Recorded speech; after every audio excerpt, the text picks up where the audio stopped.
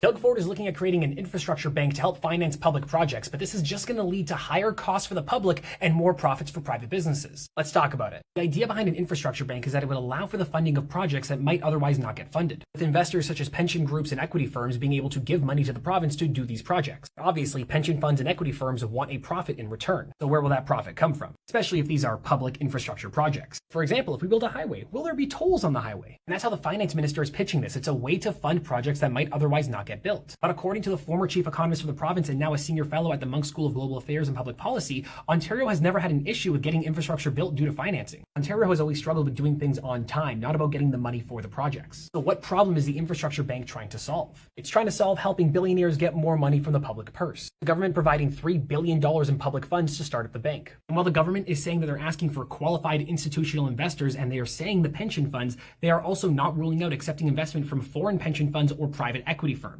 At the very least, a Canadian pension fund would have an invested interest in making the province a better place, because the people it's paying out live here. But foreign pension funds and private equity firms, why would they care? All they care about is providing a profit. Here is the absolute kicker. When they asked the Minister of Finance if establishing the bank opens the doors to big investors profiting off of public infrastructure projects, he says, I don't think profiting is the right way to think about it. Think about it in terms of revenue streams.